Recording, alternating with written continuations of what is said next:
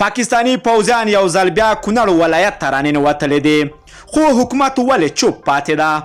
د سلام په وړاندې کولو سره یو ځل بیا درته یو نوی ویډیو ته که راغلاست وایمه. د کونړ ولایت اوسیدونکي شکایت کوي چې پاکستانی ملیشې د دې کرښې غاړې ته راوښتې دي او نظامي تاسیسات یې جوړ کړي دي، خو مرکزي حکومت چوپ پاتې ده. د کونړ ولایت اوسیدونکي د دغه ولایت یو شمېر ولسوالیو کې د پاکستاني ملیشو د راوښتو خبر ورکوي او زیاتوي چې په ځینې کلي کې پوستې اچولې دي، خو حکومت تر دې دمه هم چوپ پاتې ده او هیڅ راز جواب یې ورته ویلی نه ده. دا په داسې حال کې ده چې څو ورځې وړاندې هم په ولسي جرګه کې د کونړ ولایت استازو د پاکستاني پوځیانو د راوښتو شکایت کړی و او له حکومت څخه یې غوښتي و چې په ډیپلوماتیکو اړیکو دې دا ستونزه هواره کړي، خو تر دې دمه حکومت نه ډیپلوماتیکي خبرې کارولې دي او نه زور ښودلو هڅه کړې ده. پاکستانی پوځیانو وخت نا وخت د ډیورند تپل شوي کرښې په اوږدو کې ورته سرغړونې کړې دي او له صفري نقطې راوښتي دي چې ډیر وخت نا وخت د افغان پولساتو ځواکونو له غاښ ماتونکي ځواب سره مخ شوي دي. د تېرې شنبې په ورځ د کونړ اوسیدونکي وویل چې د دغه ولایت د سرکاڼو ولسوالۍ اړوند ناواپاس سیمه کې د ډیورند فرضي کرښې په اوږدو کې د پاکستاني ځواکونو له صفري نقطې راوښتي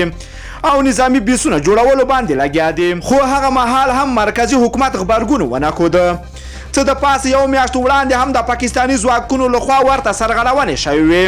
او د کندهار په سپین بولدک کې له صفري نقطې سره د ازغن سیم کش کولو هڅه کوله.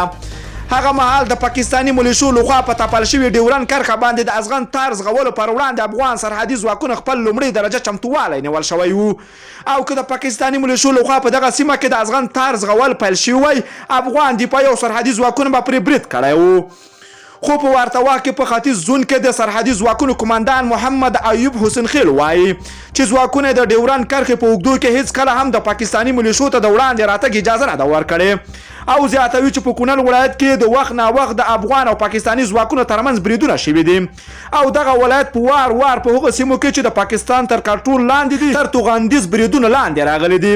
له ټولو دوستانو نه مننه کوم چې ویډیو مو راسره تر پایه ولیدله. که چیرته تاسو هم خواږه نظرونه لرئ نو حتما یې راسره کولی شئ چې په کمنټ کې ولیکئ. که غواړئ له همداسې تازه او دقیقو معلوماتو خبر شئ د پښتو اپډیټ چینل حتما در سره سبسکرایب کولی شئ. نور مو په پاک رب سپارم، الله مو مل شه، ښه وخت درته غواړمه.